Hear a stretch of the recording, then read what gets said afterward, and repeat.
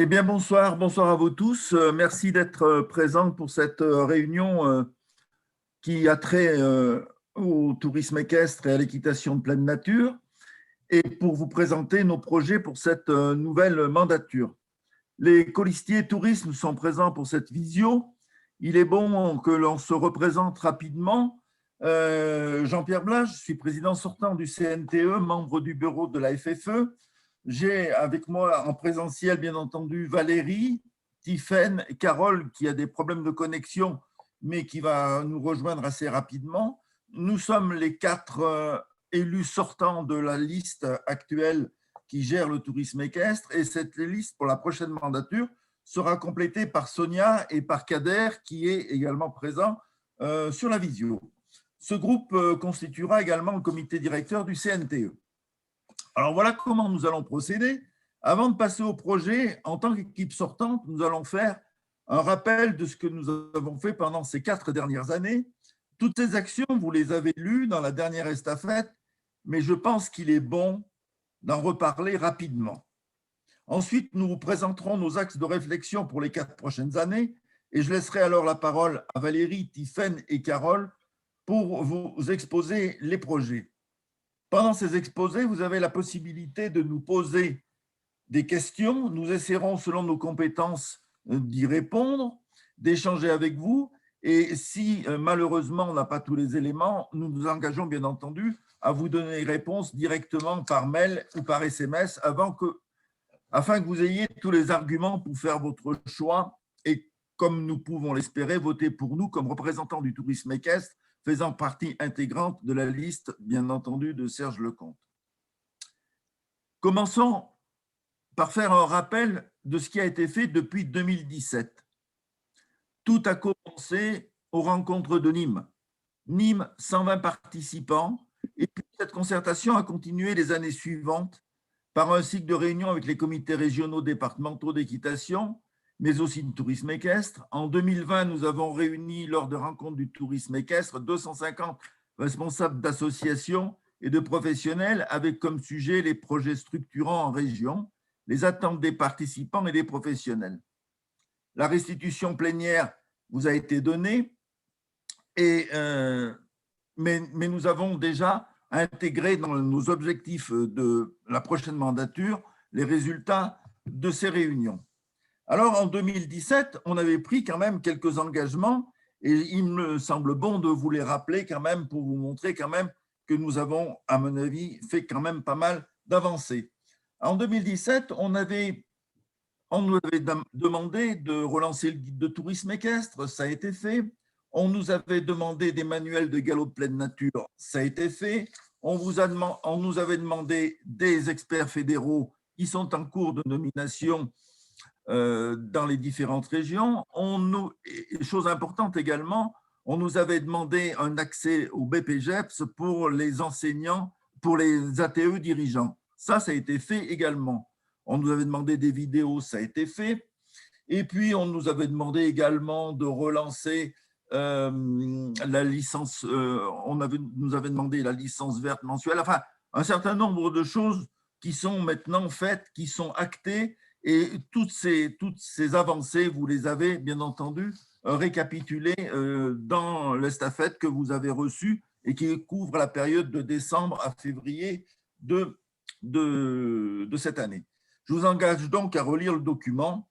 Alors, bien entendu, les esprits chagrins, j'ai cru comprendre qu'il y en avait quelques-uns en ce moment, pourraient nous dire que l'on aurait pu faire mieux. Nous pensons que ce qui a été fait est important et correspond bien aux actes de développement que l'on s'était fixés pour la mandature. Je profite pour conclure cette première partie pour remercier Serge et le comité sortant pour son écoute et d'avoir mis les moyens humains et donc financiers pour la bonne réussite de nos projets.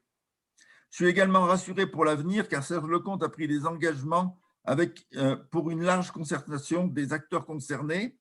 Vous l'avez reçu par écrit et ça va nous permettre d'aborder la prochaine mandature en toute sérénité pour l'équitation, pour le tourisme équestre et pour l'équitation de pleine nature. Je vais donc maintenant passer la parole à Valérie qui va vous faire part des projets envisagés pour le 19 mars. Merci pour votre écoute. Bonjour à tous et à toutes. Je vais d'abord me présenter. Je suis Valérie Dalaudier, je suis guide de tourisme équestre et BPGEPS tourisme équestre et experte en tourisme équestre. Je gère une structure de tourisme équestre et un centre de formation ATE depuis plus de 25 ans et je suis aussi cavalière de trek et membre du groupe France. Je suis installée en Normandie depuis 1995 dans une région vraiment axée élevage et CSO et je suis partie de rien et j'ai dû faire ma place et vraiment prouver que nous, les établissements de tourisme équestre et d'équitation pleine nature, étions sérieux, compétents et des vrais professionnels du cheval et que nous avions notre place dans le monde du cheval. Mes priorités ont toujours été le bien-être des chevaux, la satisfaction des cavaliers. Et je me suis aussi toujours battue pour donner une belle image du tourisme équestre en tant que cavalière, en tant que formatrice et aussi en tant que jury, chef d'entreprise et élue. Je suis engagée dans la vie fédérale depuis le début de mon activité, d'abord au niveau départemental, puis régional, et donc depuis 4 ans en tant qu'élue de la FFE et du CNTE. Je suis donc sur la liste de Serge et je suis candidate à la présidence du CNTE. Alors, pourquoi ? Déjà parce que pendant ces 4 dernières années, Serge Lecomte nous a toujours donné, pour tous nos projets, tous les moyens humains, techniques, financiers pour lesquels nous avions besoin pour les projets. Il faut savoir que le CNTE, ça fonctionne avec les 6 élus bénévoles, mais aussi avec 5 salariés qui travaillent ensemble, chacun avec des compétences complètement différentes, sur tous les projets qui touchent au tourisme équestre. Tout ce qui est formation, itinérance, rassemblement. Et la Fédération française d'équitation nous a vraiment fait confiance et surtout, elle nous a donné carte blanche pour la mise en place et la réalisation de nos idées, de nos actions et de nos projets. C'est vrai que grâce aux rencontres du tourisme équestre de Nîmes, la plupart des actions, projets mis en place sont partis aussi de vos idées, de nos échanges et de vous, les professionnels et associations du tourisme équestre. Je pense que, ma vision, c'est que le CNTE fait certes partie de la Fédération française d'équitation, mais vous aussi, vous faites partie du CNTE. Je veux donc continuer à faire avancer et aboutir vos et nos projets de tourisme équestre et d'équitation de pleine nature. Avec toute notre équipe, Tiffaine, Carole, Sonia, Jean-Pierre et Kader, nous allons vous présenter nos futurs projets dans la continuité de tout ce que nous avons déjà réalisé. Je vais donc laisser la parole à Tiffaine qui va nous parler de la promotion et du développement des pratiques. Bonjour, donc je suis Tiffaine Vermeulen, je suis BE1 d'équitation, j'ai une structure équestre dans l'Oise qui fait poney club, centre équestre, centre de tourisme équestre et je suis aussi à côté de ça agricultrice et éleveuse de poneys de loisirs. J'ai été aussi élue au comité départemental de tourisme équestre, puis présidente du comité régional de tourisme et sur la dernière Olympiade au comité national. Donc, je vais en premier vous parler du tourisme équestre et plutôt que dire tourisme équestre, on préférerait dire équitation de pleine nature parce que le tourisme équestre, ça regroupe beaucoup de personnes différentes. Donc, on a d'abord les professionnels de l'équitation de touristes qui font beaucoup de randonnées. Ensuite, on a les associations de cavaliers indépendants qui font plus des rallyes et qui se regroupent autour de journées. Et on a aussi les clubs à côté de ça qui organisent plus pour leurs licenciés des balades, randonnées, voire sur plusieurs jours. Donc, au vu de ça, on a remarqué qu'il faudrait recréer des labels afin que chacun puisse retrouver ses compétences et que surtout le public, ce soit beaucoup plus facile pour eux de savoir s'orienter. Donc, on garderait un label centre de tourisme équestre réellement pour tous ceux qui font du voyage à cheval et les grosses structures qui ont de nombreux jours de randonnée. Et à côté de ça, on créerait une école française d'équitation de pleine nature qui regrouperait les écoles françaises d'équitation, les clubs, pour valoriser leur savoir-faire et surtout pour dire aux cavaliers venant de l'extérieur de savoir où s'orienter. Donc, vraiment réussir à séparer le tourisme professionnel avec des grandes balades et les clubs faisant plus du tourisme à petit niveau, comme on dirait de la balade, mais qui puissent se reconnaître chacun et valoriser leurs compétences. Donc ça, ce serait pour la première chose. Et réussir à vraiment qualifier toutes les personnes qui font l'équitation d'extérieur vis-à-vis de l'équitation avec une mention pleine nature. La deuxième chose, ce serait réussir à créer vraiment une marque envie de nature pour regrouper toutes les autres appellations et toutes les autres fédérations qui sont la fédération du vélo, du pédestre et toutes les autres fédérations qui font de la nature, pardon, afin d'avoir toute une offre de compétences et toute une offre, un package qui permette à chacun de se reconnaître et de réussir à avoir une notion d'offre combinée à toute la fédération. Je suis désolée.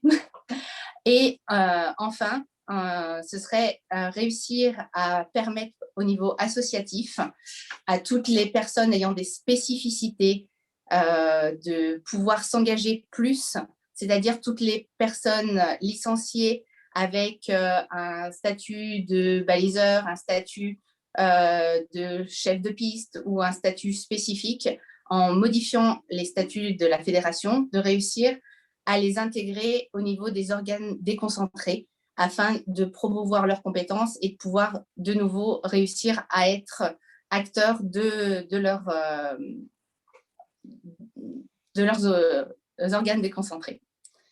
Je suis désolée, c'est compliqué. Merci Valérie.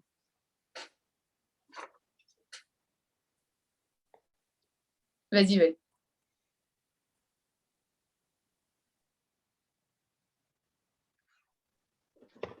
Donc, moi, maintenant, je vais vous parler de tout ce qui touche la formation. Alors, je vais d'abord vous parler de la formation des pratiquants. Alors, nous avons, comme Jean-Pierre l'a dit, refait le guide des galops de pleine nature de 1 à 4. Ils vont être mis sur FFE Campus assez rapidement. Et l'idée, c'est bien sûr de continuer et de faire le guide des galops pleine nature de 5 à 7. Nous avons aussi fait un cahier de cavalier nature en version poney et junior. Donc, comme l'a dit Jean-Pierre, il y a eu déjà 7 vidéos qui ont été faites sur le tourisme équestre, donc on veut évidemment continuer. Et nous avons aussi créé le statut d'expert fédéral.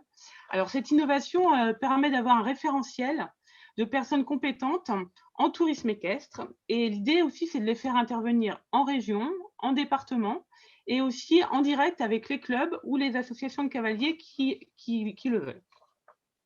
Et nous voulons aussi, dans nos projets, bien sûr, promouvoir les certificats de connaissances auprès des cavaliers indépendants. Alors, au niveau de la formation professionnelle, il y avait une demande des meneurs et des collectivités locales de refaire le MATE. Donc, celui-ci a été rénové et il devient un diplôme professionnel qui est donc finançable par les OPCO, qui s'appelle le meneur d'attelage de tourisme équestre. Il va donc falloir maintenant mettre en place les formations et les examens du MATE. Le diplôme de guide donc a aussi été remis en route.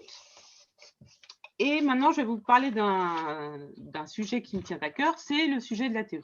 Donc, l'ATE, alors déjà, on a mis en place une formation pour les ATE qui étaient dirigeants de structures depuis assez longtemps, en partenariat avec les centres de formation pour que ces ATE puissent faire une formation et passer le BPGEPS.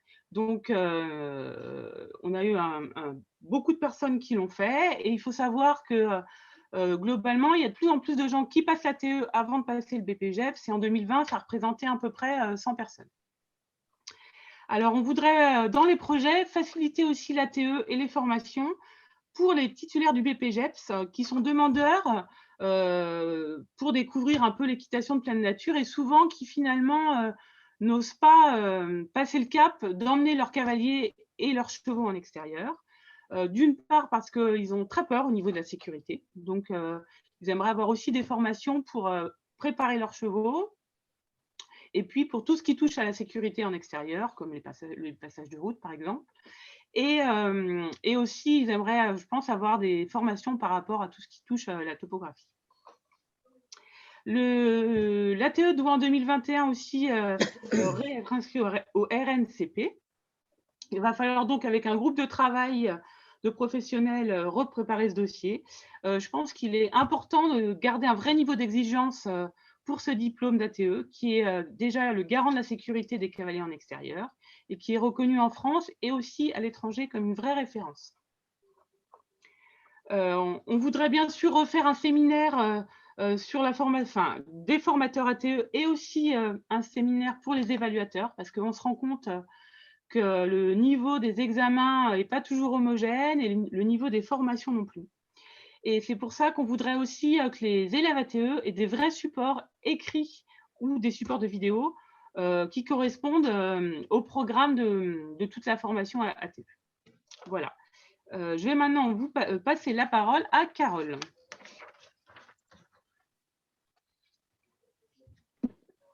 Bien, bonjour tout le monde. Excusez-moi, j'ai pris un petit peu de retard avec ma connexion d'Internet. Je suis Carole Danglars, j'ai 45 ans. Je suis responsable d'une structure en cogérance, une structure assez conséquente avec à peu près 500 adhérents en Haute-Savoie. Ma partie, c'est plutôt le tourisme équestre. J'étais investie au niveau départemental en étant présidente de CDTE pendant 16 ans. Et j'ai décidé ensuite, à l'initiative, sur l'invitation de Jean-Pierre, on va dire, qui est dans la même région, de rejoindre cette équipe du CNTE. C'est une expérience qui était très enrichissante pour moi. À la base, j'ai été pour faire remonter la réalité de terrain au niveau national, puisque j'avais l'impression que parfois on voulait faire porter notre voix, qu'elle n'était pas toujours bien entendue ou pas assez.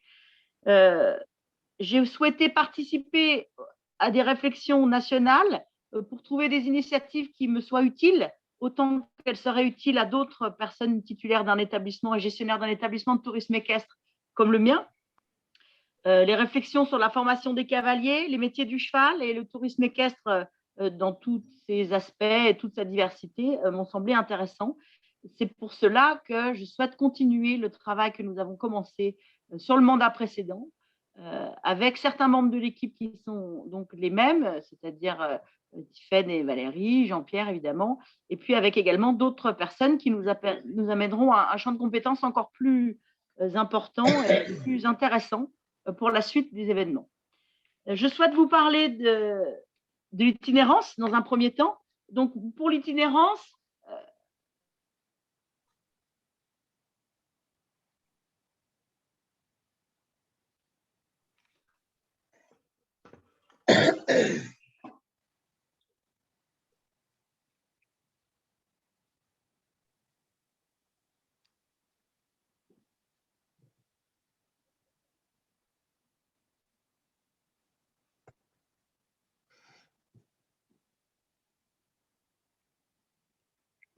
Visiblement, bonsoir à tous. Visiblement, Carole a un problème de connexion. Valérie, tu peux peut-être reprendre la main sur ce sujet de l'itinérance qu'avait abordé Carole, le temps qu'elle retrouve une connexion stable avec le micro.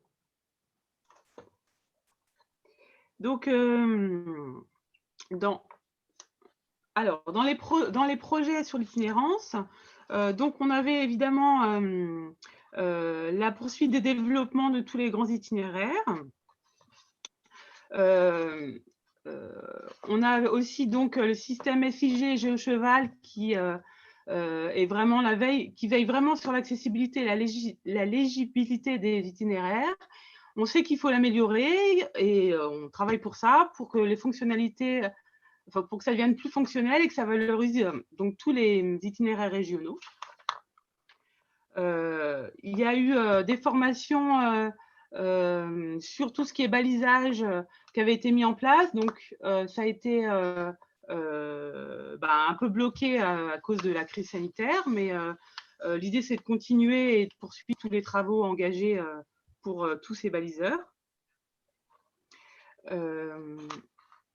Alors oui, on a eu beaucoup de concertations aussi avec les autres fédérations des autres sports utilisant l'espace naturel, puisque c'est vrai que on a de plus en plus aussi on se regroupe de plus en plus donc avec les autres sports de nature qui peuvent être les VTTistes, les gens qui font de la marche à pied, les gens qui courent. On les retrouve aussi même dans les différentes manifestations, puisque il y a des manifestations avec eux comme le Ride and Bike ou le Ride and Run. Et donc, on a eu des concertations avec eux aussi par rapport à l'utilisation des chemins, parce que c'est sûr que si on est tous ensemble, on va sûrement être aussi plus fort dans l'utilisation en général de l'espace public. Je suis revenue, Valérie. Valérie, Carole est revenue. La parole. Oui, excusez-moi, j'étais partie. C'est la connexion en Haute-Savoie. On a l'impression que c'est un pays super riche, mais en fait, au niveau fibre, c'est limité. Tu as parlé de la concertation pour les sports de pleine nature avec les collectivités? Oui. Très bien. Alors, le deuxième point de cette mission et ce travail dont on a prévu sur l'itinérance, c'est l'accompagnement renforcé des grands itinéraires équestres. C'est-à-dire solliciter le soutien de la FFE et du Comité national de tourisme équestre pour la coordination de son projet Grand Itinéraire équestre, avec notamment les outils de secrétariat et les outils administratifs et de production cartographique. Comme vous l'a expliqué tout à l'heure Valérie, le CNTE, c'est avant tout 5 permanents à la mode qui sont particulièrement efficaces et qui sont assistés de nous, les 6 élus bénévoles qui viennent en soutien et parfois pour lancer des projets. La troisième chose, et c'est un travail qui est très conséquent, c'est la veille sur l'accessibilité des itinéraires équestres. C'est-à-dire que c'est beau de le dire, mais ce n'est pas à vous que je vais expliquer que la surveillance des chemins et la veille sur la continuité d'accessibilité des itinéraires, c'est quelque chose qui est fondamental pour le déplacement, l'itinérance à cheval. Et nous allons essayer de contribuer au travail de veille locale pour l'accessibilité, la défense des itinéraires équestres, alerter, surveiller, aménager et éviter que nos itinéraires se réduisent petit à petit. Le dernier point au sujet de cette itinérance, c'est le développement continu de geocheval.com. On en a parlé, on vous en parle régulièrement. C'est un outil qui a le mérite d'exister, qui se développe, qui a 2 versions et qui doit être poursuivi dans ses fonctionnalités et dans son utilisation pour l'intégration des données sur ECAT, Street View, Data Tourisme et une efficacité de plus en plus grande pour tous les utilisateurs. Voilà, vous l'avez compris, soutenir l'accès aux itinéraires sera notre priorité pour ce prochain mandat, pour tous les amoureux des équidés et de la nature, puisque ça passe aussi avec la concertation avec les autres sports de nature. Le deuxième thème dont je souhaite vous parler, c'est le thème des manifestations et des événements. Donc, on a été assez privé sur cette année qui vient de se dérouler au sujet des événements et des manifestations. J'espère pouvoir rapidement renouer avec les grands événements et pouvoir à nouveau se rassembler tous. Et ça passera par, à titre personnel, le déploiement des grands régionaux et la participation, on va dire plutôt, aux grands régionaux de tourisme équestre. Donc, nous souhaitons diffuser les informations en ce qui concerne ce calendrier d'événements, accompagner les comités, accompagner les adhérents pour l'organisation des grands régionaux de tourisme équestre, mettre à disposition des organisateurs un pack de communication dédié et renforcer la visibilité via les canaux que nous offre l'AFFE et le CNTE. Ces grands événements sont l'occasion pour tous d'utiliser les itinéraires, d'avoir des projets à la fois individuels, puisque toute la partie approche se fait de manière individuelle, et aussi commun, puisqu'on va tous se rassembler. Comme chaque fois qu'on se rassemble, on échange, on se rencontre et on vit des moments qui sont sympas. La deuxième chose, c'est le développement et la promotion du calendrier fédéral des manifestations. C'est un outil qui se met en place petit à petit, qui est important. On doit absolument poursuivre le développement des fonctionnalités des DUM, donc les déclarations uniques de manifestation, et renforcer cet outil comme calendrier fédéral des manifestations. C'est un outil qui est capital pour l'aspect législatif, réglementaire et qui est très important pour l'aide aux organisateurs, faciliter le travail des organisateurs. troisième point dont je souhaitais vous parler pour ce chapitre des manifestations et des événements, c'est l'appropriation de la nouvelle journée de la randonnée équestre. Une journée qu'on avait prévue en 2020, qui n'a pas pu se dérouler et qui est prévue pour 2021, le 16 mai. J'espère que chacun, qui soit individuel, qui soit rapproché d'un groupe auprès d'un club, fera de cette journée la journée de la randonnée équestre, que ce soit pour l'entretien des itinéraires, pour cohabiter avec d'autres pratiquants dans d'autres pratiques, ou tout simplement pour rencontrer d'autres amis cavaliers dans leur coin ou un petit peu à l'extérieur de chez eux. On doit absolument proposer en cette journée une animation, une activité de pleine nature, à la fois aux clubs qui ne pratiquent pas le tourisme équestre et qu'on pourra aider, et à la fois aux clubs qui le pratiquent déjà et qui sont convaincus des attraits et de la richesse de ces pratiques équestres. Enfin, la dernière chose, c'est le partenariat avec les sports de nature. Dans une dynamique 2024, on souhaite développer l'organisation des manifestations multi-activités. Je pense au Ride and Run, au Ride and Back ou Défi Nature qu'on a, nous, assez bien installé en Auvergne-Rhône-Alpes. Le lien avec les comités des fédérations de randonnée pédestre, cyclistes, cyclotourisme et d'autres sports de nature, ce lien avec d'autres activités est intéressant pour nous, il nous enrichit, il assoit notre rôle sur le terrain et la préservation des pratiques douces en extérieur. Voilà, donc vous l'avez compris, ancrer les activités d'équitation de pleine nature comme actrice du développement durable du territoire est une de nos priorités pour ce mandat à venir. Voilà Valérie, j'ai terminé avec mon petit topo. Merci Carole. Avant de faire les questions-réponses, on va finir de présenter l'équipe. Ouais. Je vais laisser Kader prendre la parole et déjà se présenter.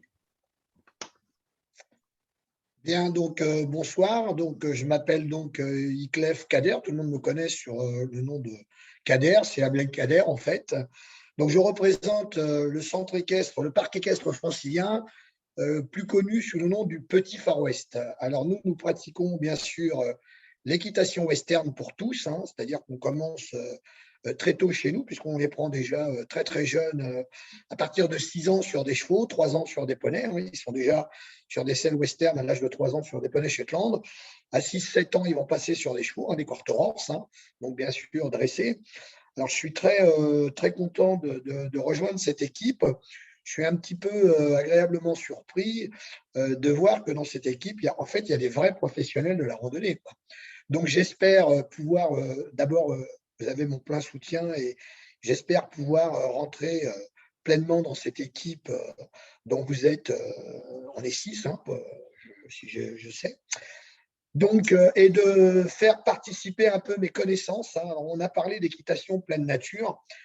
C'est vrai que c'est en plein développement, hein, puisque moi, mes cavaliers, 90% de ma clientèle, qui est une grosse clientèle aussi, ils ne feront pas de compétition. Quand on leur parle d'aller faire une promenade ou une randonnée, forcément, ça leur plaît. Donc, j'ai vraiment envie de m'intéresser un petit peu à tout ce qui se passe dans le tourisme équestre et comment je pourrais continuer avec mon équipe à faire développer le tourisme équestre. Moi, j'ai des chevaux qui vont à l'extérieur sans aucun problème, hein. On a beaucoup de chevaux. Moi, chez moi, tous mes chevaux sortent, hein. Faut savoir que moi, pour aller dans la nature, je suis obligé de traverser un rond-point, parce que je suis à la sortie de la Francilienne, hein. Je suis à 14 km d'Euro Disney, hein, Paris-Est, et j'ai énormément de circulation avant de pouvoir accéder à des chemins de balade ou de randonnée, et tous mes chevaux traversent la route, le rond-point sans aucun problème. Donc, si jamais il y avait aussi besoin d'un soutien pour comment fabriquer un cheval à l'extérieur, avoir peur de rien, on a les chasseurs pendant la période de chasse. On est près de Paris, mais malheureusement, on a aussi des chasseurs. Donc, mes chevaux, les coups de fusil, ils connaissent par cœur. Donc, voilà, si je peux apporter le soutien pour les chevaux d'extérieur, je serai pleinement disponible, ou je me mettrai disponible. En tout cas, je suis content de rentrer dans cette équipe et voilà, et je ferai tout ce qui est dans mon pouvoir pour développer le tourisme équestre. Voilà. Je vais maintenant vous présenter Sonia qui malheureusement ne pouvait pas être avec nous ce soir. Alors, Sonia est présidente d'une association qui s'appelle l'Arbre Voyageur et qui accueille un public de cavaliers enfants adultes et aussi un public de cavaliers avec du handicap.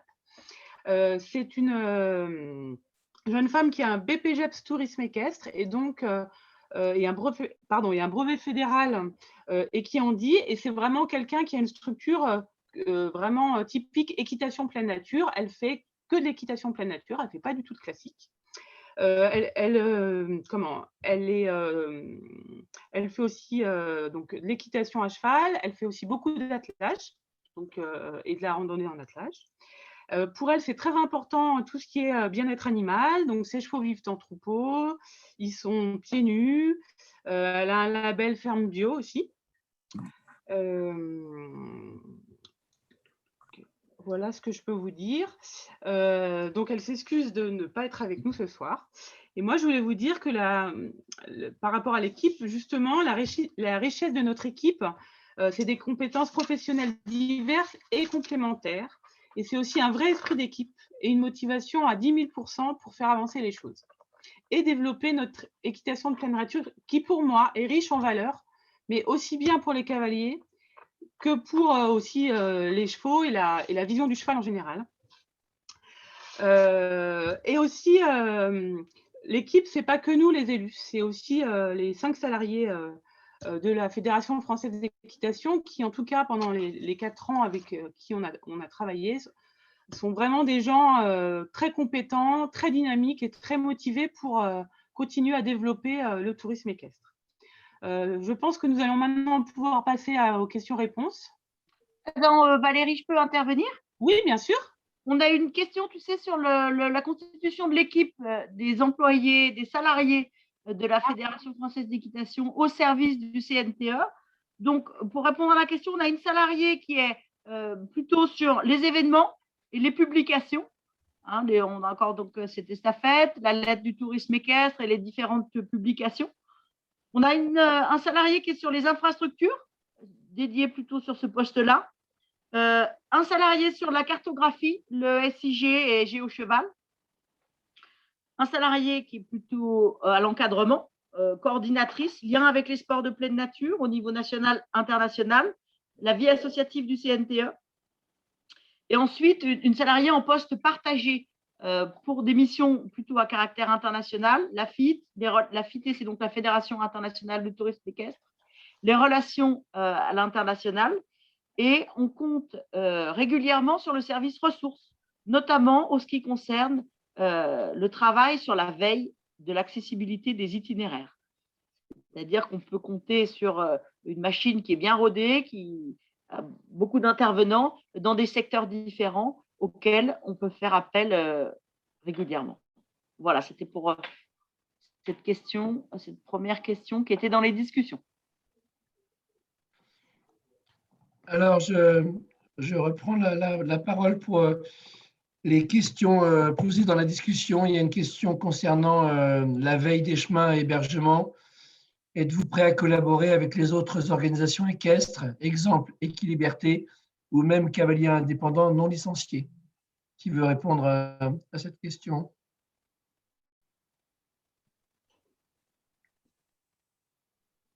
Valérie?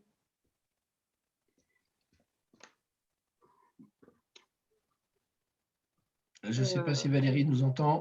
Oui. Ce qu'il faut voir, c'est l'objet. Excusez-moi, je prends la parole du coup. Oui. Ce qu'on doit voir, évidemment, c'est l'intérêt de tous, l'intérêt de l'itinérance équestre. On est fermé à aucune rencontre et aucun échange avec personne. Notre intérêt commun, c'est la sauvegarde des itinéraires, la défense des itinéraires, la défense des pratiquants. Et je pense que mes camarades sont comme moi et ils ne vont pas tourner le dos à une quelconque personne qui est intéressée pour défendre nos intérêts. Et on a déjà eu des premiers contacts et des premiers échanges avec Équiliberté, justement. Et je vais également complémenter, toutes les bonnes volontés pour maintenir l'accessibilité aux chemins qu'on utilise sont les bienvenues, quelle que soit leur origine, si on peut travailler en bonne entente, bien entendu, avec elles, et on n'en doute pas, bien entendu.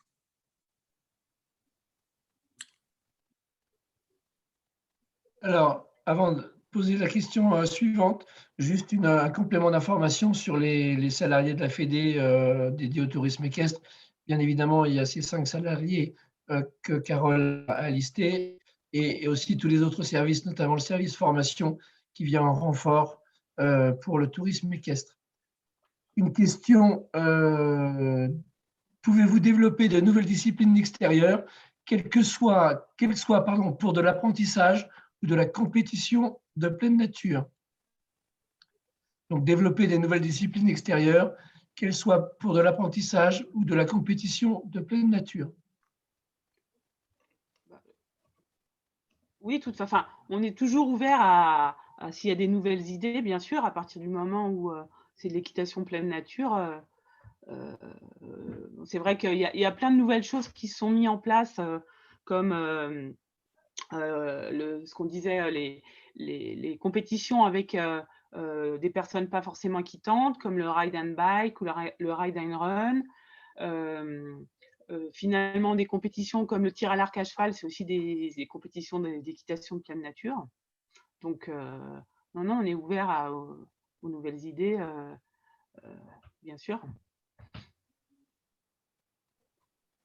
Merci Valérie. Une question concernant les hébergements. Comment développer des hébergements pour les randonneurs? Alors, il y a une nouvelle adhésion qu'on a mis en place, justement pour les gens qui ont des gîtes et qui peuvent héberger les chevaux, mais qui n'ont pas forcément de centre équestre.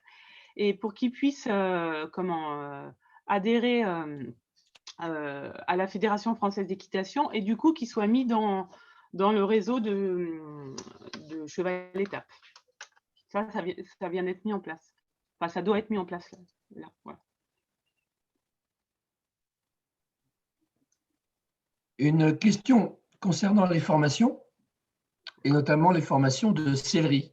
Est-ce qu'on peut envisager, si je comprends bien la question, des formations pour la sellerie ou le harnachement? Alors, il y a déjà eu une vidéo sur la bourrellerie qui a été mise en ligne. Et après, ça pourrait très bien être sous une forme de certificat de connaissance, je pense. Alors, peut-être je vais parler à titre personnel. J'ai l'impression qu'on n'est pas là pour… La fédération, ce n'est pas son job de former des selliers ou des bourreliers. Maintenant, comme tu le mentionnes, et ça fait l'occasion de faire un lien avec ça, pour notre tourisme équestre, on propose des certificats de connaissances. Ces certificats de connaissances sont établis dans différentes disciplines qui peuvent être la topographie, l'orientation, la maréchalerie, le secourisme équin et également tout ce qui est matelotage et bourrellerie. Donc, on peut former des pratiquants pour aller vers des compétences de dépannage en bourrellerie. Maintenant, pour former un sellier, il me semble qu'il faut plutôt se rapprocher du haras du pin pour une formation spécifique de sellier harnacheur. Les copains, aidez-moi, mais j'ai l'impression que là, tout de suite, on ne va pas former des selliers au CNTE. Hein. Ce n'est pas notre objectif premier.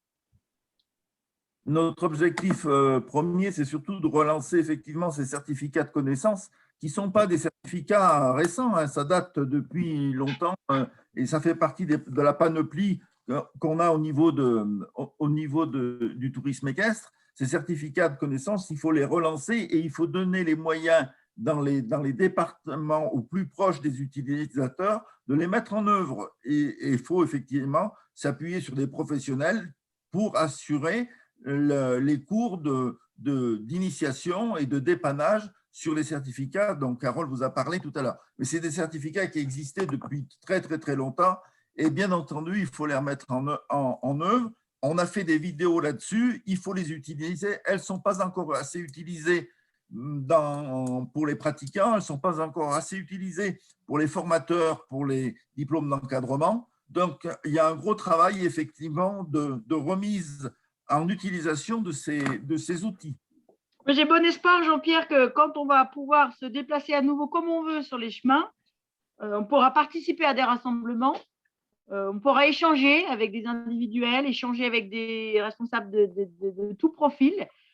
Et Et on pourra programmer, du coup, ces certificats de connaissances qui sont destinés à tous. Une nouvelle question visant le bien-être animal. Comptez-vous développer des actions visant le bien-être animal? Je crois que le bien-être animal, c'est notre priorité au quotidien, tous les matins. Je ne suis pas très en connaissance du programme complet du label bien-être animal, parce qu'il me semble couler de source. En tout cas, c'est une priorité, c'est sûr, les filles ou les garçons. Par exemple, dans le nouveau diplôme de meneur, on en parle du bien-être animal aussi par rapport à la traction, au poids du cheval, à la taille du cheval, à ce qu'il peut tracter, aussi au bien-être animal par rapport à la nature du terrain. Donc ça, on l'a bien mis en avant dans le nouveau programme du diplôme du MATE. Et je pense qu'on en parlera aussi, bien sûr, dans le programme de la TE, parce que c'est primordial. Et puis, parce que ça fait aussi partie… je pense que nous, à partir du moment où on fait de l'équitation d'extérieur et qu'on monte souvent assez longtemps à cheval, l'état de notre cheval, son bien-être, c'est quand même la priorité, parce que sinon, on ne peut pas, surtout pour les gens qui randonnent, on ne peut pas continuer avec des chevaux qui ne vont pas bien. Et puis, le bien-être animal, c'est aussi, je pense, le bien-être mental du cheval. Et pour avoir des chevaux qui coulent, sympas, qui passent partout, il faut aussi qu'ils aient une vie qui leur convienne. Et on est quand même de plus en plus, en tout cas sur les centres de tourisme équestre, à avoir aussi un mode de vie pour les chevaux peut-être un peu différent des autres clubs, avec des chevaux qui sont plus dehors, qui vivent plus en troupeau. Je voudrais complémenter effectivement ce que vient de dire Valérie. Effectivement, le bien-être animal, les gens de tourisme équestre savent bien ce que c'est déjà, parce que qui veut voyager loin ménage sa monture, vous le savez tous, donc ce n'est pas nouveau. Et ce sujet est un sujet essentiel au niveau de la fédération, de la totalité des centres équestres et des cavaliers, bien entendu, et on apportera nos compétences et notre soutien à tous les programmes qui vont concerner ce sujet. Bien entendu. Et par exemple, moi, je suis formateur de chef de piste. Systématiquement, on en parle, on a un petit PowerPoint par rapport à ça et on en parle à chaque fois. Et puis nos élèves ATE, on forme des élèves ATE, on leur transmet notre priorité qui est le respect de l'intégrité physique et mentale des équidés avec qui on travaille.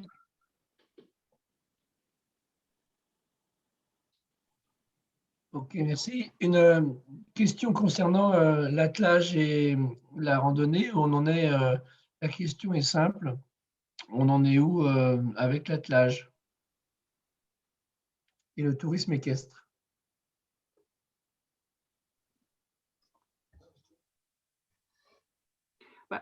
Comme je le disais précédemment, l'attelage et les meneurs, ils font partie de la famille du tourisme équestre, hein, puisqu'ils randonnent aussi, ils utilisent les chemins. Donc, là déjà, avec la refonte du MATE, ça va permettre aussi à des gens qui n'étaient pas forcément des gens professionnels du tourisme équestre, mais qui avaient d'autres activités, d'avoir ce diplôme et de pouvoir aussi faire vraiment du tourisme équestre par le biais de l'attelage, en fait. Merci. Une autre question concernant la formation de détention d'équidés. Comment peut-on développer des formations de détention d'équidés au niveau local?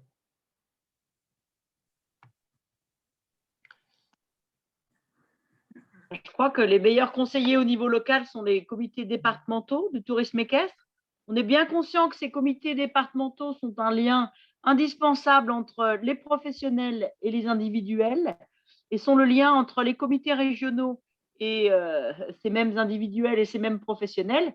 Je pense que les initiatives doivent partir des CDTE à travers une communication plus poussée, ce qu'on a prévu. On a prévu d'essayer de communiquer encore plus pour toucher plus de monde, pour échanger et pour former des gens, pourquoi pas aux détenteurs d'équidés, c'est une bonne idée. Alors, un commentaire pour les certificats de connaissances, un commentaire de Dominique qui nous dit pour ces formations de certificats de connaissances, ce serait bien d'avoir des formateurs ressources, car ce n'est pas toujours facile à organiser localement. Oui, eh bien, j'ai envie de vous dire que c'est également la mission du comité départemental qui va mettre en relation différents intervenants, des experts de tourisme équestre ou des professionnels ou des gens qui ont des compétences et qui va faire le relais entre les gens en demande et les gens compétents. Voilà, en tout cas, c'est ce qui se passe dans notre secteur, ça marche assez bien. Les filles, chez vous?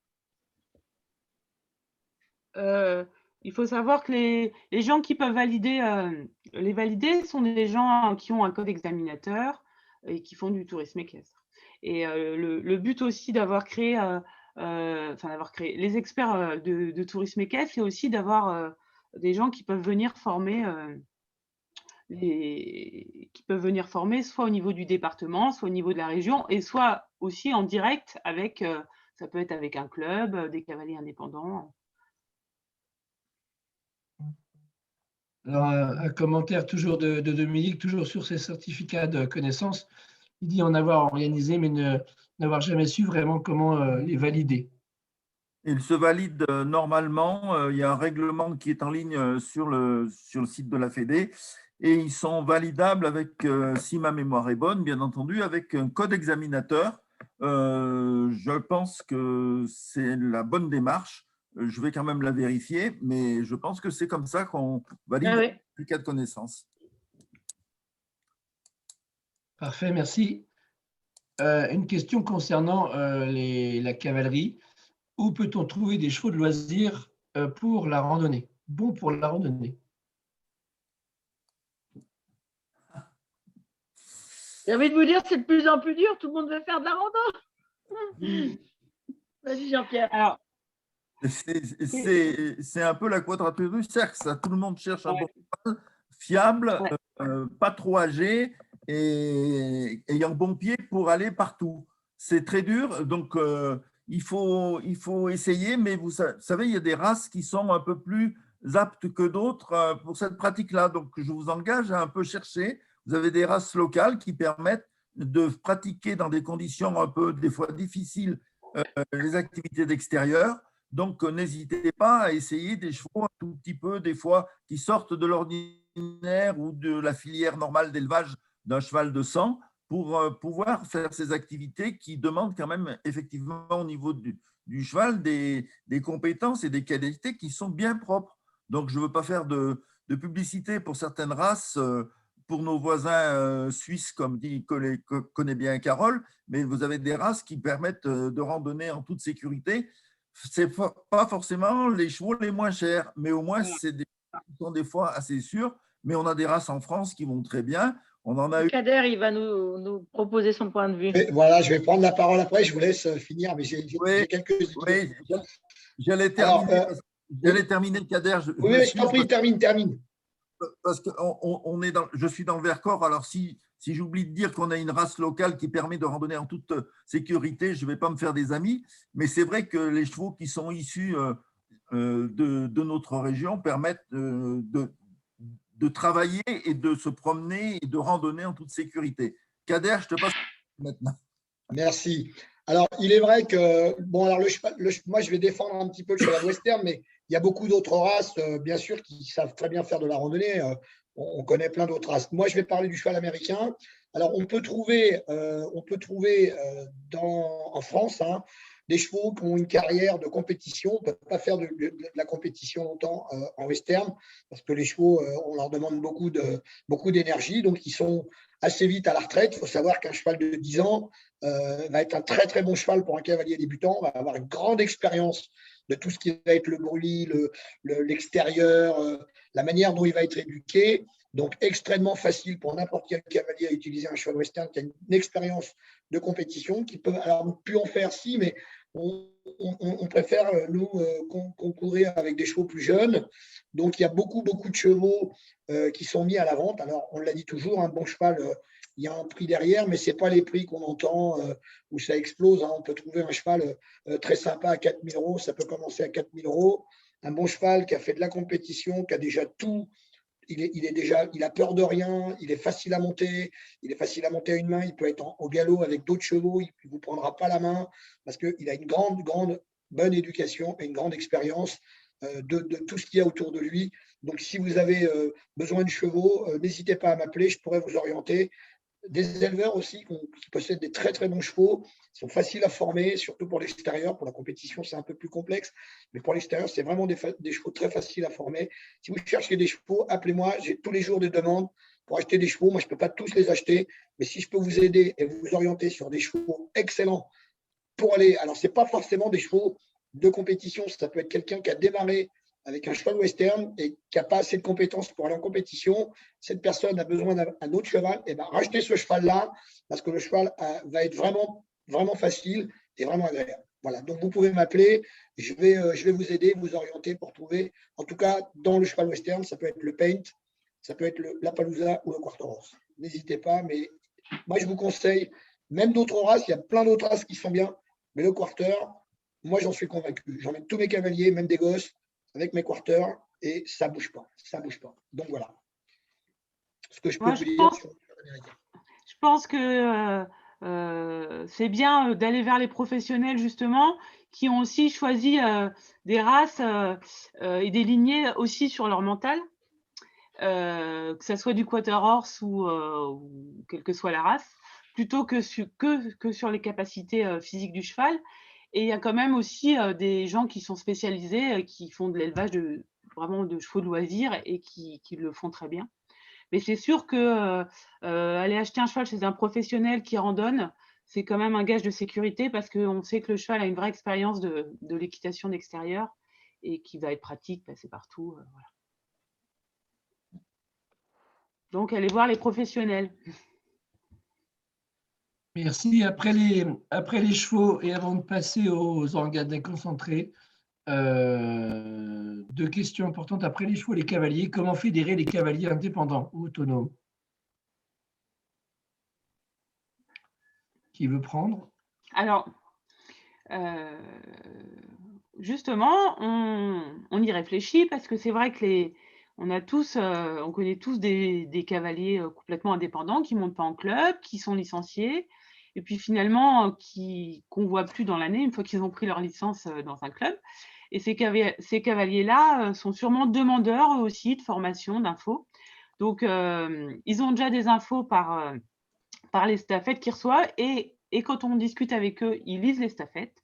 Donc, on aimerait réussir à ce que ces cavaliers reçoivent soit de faire une estafette peut-être un peu plus régulière et qu'ils reçoivent aussi la lettre du tourisme équestre. Voilà, la lettre du tourisme équestre. Voilà. L'idée, c'est de leur donner des infos pour essayer de créer un lien avec eux. Voilà. Les cavaliers indépendants, on les fédère également en organisant proche de chez eux des activités ou des regroupements qui peuvent les intéresser. Alors, on est nous dans une région qui marche pas trop, qui marche même très bien. On a un CRTE qui est très efficace et qui propose soit des sorties le dimanche, soit des sorties sur 1 ou 2 jours. Ils sont en train de travailler sur ce sujet-là, bien entendu, où on va pouvoir leur remettre en route les certificats de connaissances pour les intéresser sur des formations telles qu'on les a imaginées tout à l'heure. Mais là, il y a un gros travail qui est à remettre en place et qui va être lié à la remise en route et au fonctionnement important des CDTE. Mais je pense qu'on aura l'occasion d'en reparler tout à l'heure parce que c'est vraiment à ce niveau-là qu'on va pouvoir fédérer les cavaliers indépendants qui sont des cavaliers qui sont proches de chez nous, qui sont proches de nos établissements. Et moi, je voulais rajouter aussi que grâce à la DUM, on a une nouvelle fonctionnalité pour qu'un cavalier indépendant qui veut donc participer à une manifestation, déjà maintenant, il peut s'inscrire tout seul en direct. Il n'est plus obligé de passer par un club. Il peut s'inscrire avec sa carte, il s'inscrit. Et surtout, s'il n'a pas de licence, il peut avoir une licence d'une journée qui ne coûte pas très cher pour pouvoir participer à cette manifestation et pour pouvoir mettre un pied dans la grande famille de la Fédération française d'équitation, quelque part. Merci. On passe maintenant aux organes déconcentrés, au CDTE. Est-ce que vous pensez favoriser le maintien ou la remise en place des CDTE? Jean-Pierre? Oui, ça, je pense que ça a été clairement annoncé par le courrier de Serge en début du mois de février, courrier dont je parlais tout à l'heure, où, sitôt les élections terminées, ici nous sommes donc à la direction de la FFE et du CNTE, il y aura une grande concertation qui va être lancée, et cette concertation qui aura pour but de regrouper tous les acteurs, quels qu'ils soient, cavaliers indépendants, les structures, les professionnels, les associations, pour faire une sorte de réunion comme on en avait eu par exemple à Nîmes, qui sont fondatrices d'actions importantes et de long terme, pour pouvoir restructurer les relations entre les CDE, les CDTE, mais également avec les CRTE et les CRE. Et voir les répartitions de chacun dans les fonctions sur ces organes décentralisés. Donc, effectivement, la remise en route des CDTE et des relations avec les autres organes déconcentrés est vraiment à l'ordre du jour, et c'est vraiment une action qui va être essentielle dans les mois qui vont arriver et qui vont suivre, bien entendu, la date du 18 mars. Voilà. Est-ce que j'ai bien répondu ou est-ce qu'il y a d'autres demandes là-dessus? Jean-Luc, il n'y a pas d'autres demandes? Non, c'est un sujet important que tu viens d'évoquer. J'insiste bien, Serge Lecomte a fait un courrier bien précis là-dessus, et je demande à tous ceux qui ont encore un petit doute de nous le redemander, parce qu'on va leur renvoyer et leur expliquer à nouveau ce qui est prévu suite à la période électorale. Si je peux intervenir une petite minute, c'était le lien entre les professionnels et les cavaliers indépendants. Le CDTE est le lien entre les professionnels, c'est le lien entre les cavaliers déjà licenciés, et c'est le lien entre les indépendants. Il va leur amener, numéro 1, de l'information. On va essayer d'étoffer notre offre de communication pour informer. Ensuite, il va apporter aux indépendants de la formation s'ils le souhaitent, un catalogue de manifestations auxquelles tout le monde peut participer, de la formation sur les outils qu'on peut proposer qui peuvent intéresser les gens isolés, comme par exemple GeoCheval, de l'information sur des produits de tourisme équestre qui peuvent être par exemple à cheval en France, un séjour, des infos sur des offres qui sont déjà existantes. Et comme disait Valérie, cette licence journalière peut également être proposée par les CDTE pour les personnes qui ne souhaiteraient pas le faire à titre personnel. La personne se rapproche du CDTE, j'ai envie de participer à telle formation, j'ai besoin d'une licence journalière, comment est-ce que je fais? Eh bien, le CDTE sera à même de proposer ce service. Alors, il y avait une question sur la licence journalière. Tu viens en partie d'y répondre, Carole. Oui. Et donc, la question, c'était, existe-t-elle et à quel prix? Donc, alors oui, elle existe. Le prix, je crois que c'est moi. Alors, 10 €, c'est la licence verte 1 mois, et la licence journalière, 7-8 €. Une autre question. Pensez-vous simplifier l'inscription DUM et permettre l'inscription aux accompagnateurs non licenciés?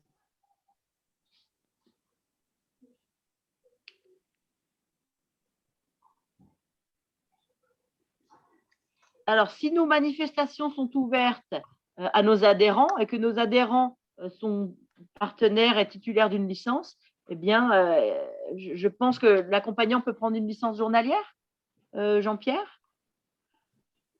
Je comprends pas bien le sens de la question. Parce que les cavaliers viennent avec un accompagnant. L'accompagnant n'est pas cavalier. Est-ce qu'il peut s'inscrire sur la DUM? Oui. Bon, voilà. Je ne vois pas où est sans forcément prendre une licence journalière. OK. Et j'insiste bien, au niveau de la DUM, l'évolution a été régulière sur la facilité d'utilisation de la DUM depuis qu'elle a été créée. On a amélioré régulièrement. OK. Ok, on arrive, excusez-moi, la voix est un petit peu enrayée. On arrive au bout des questions, en tout cas de celles qu'on voit affichées. On a parlé des CDTE.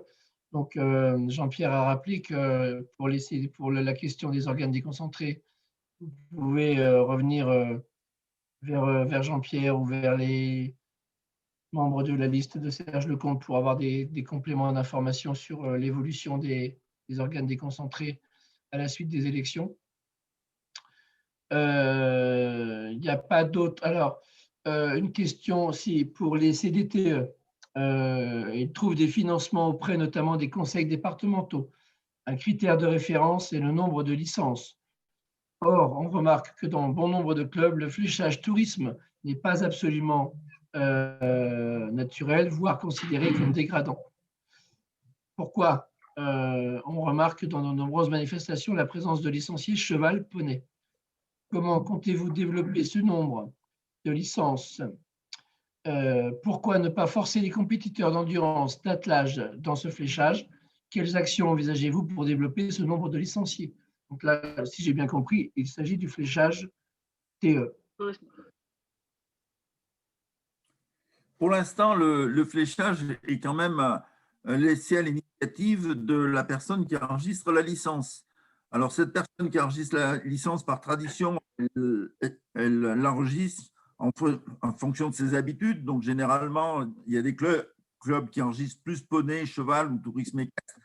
À l'utilisateur, au destinataire de la licence, de bien demander un fléchage spécifique, donc demander un fléchage tourisme. Et ça, il faut qu'on donne plus d'informations aux gens qui demandent la licence dans les établissements. Mais on n'a pas de moyens coercitifs pour imposer des licences de tel ou tel fléchage pour l'instant. Parfait, merci Jean-Pierre. Il est 20h35. Nous en sommes arrivés à 1h05 de visioconférence. Valérie, peut-être souhaites-tu conclure? Oui. Donc, tout d'abord, j'espère que nous avons répondu à toutes vos interrogations. Alors, le tourisme équestre et l'équitation de pleine nature touchent un vaste public et a beaucoup évolué depuis une quinzaine d'années. Mais je pense que c'est d'abord l'équitation qui fait rêver et qui donne envie aux gens de monter à cheval. La crise sanitaire a renforcé encore plus l'envie du public d'aller dans des activités de pleine nature. Il faut donc en profiter pour renforcer nos offres. Il faut continuer tous ensemble à proposer une équitation de pleine nature de qualité avec des gens bien formés et une cavalerie adaptée. La famille du tourisme équestre est grande par sa diversité de cavaliers indépendants, meneurs, associations de cavaliers, professionnels du voyage à cheval, professionnels ayant des écuries de pleine nature, aussi professionnels de l'équitation de travail. Grâce aux assises de tourisme équestre, qui a regroupé des dirigeants de tourisme équestre, mais aussi des dirigeants de clubs classiques, des associations, des CDTE, des CRTE. Ça a regroupé plus de 250 personnes. Nous avons pu échanger. Vous avez donné des idées d'action, de projets, et nous voulons continuer à vous représenter pour pouvoir tous ensemble, avec démocratie, continuer à faire progresser, évoluer le tourisme équestre et l'équitation de pleine nature.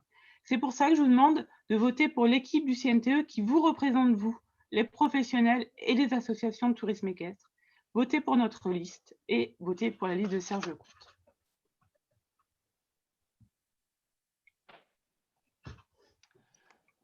Eh bien, merci à tous, merci à toutes et tous d'avoir participé à cette visioconférence sur le tourisme équestre avec la liste de Mieux vivre l'équitation et les membres du tourisme équestre, Carole, Tiffaine, Valérie, Sonia qui est absente ce soir, Kader et Jean-Pierre. Merci à vous tous.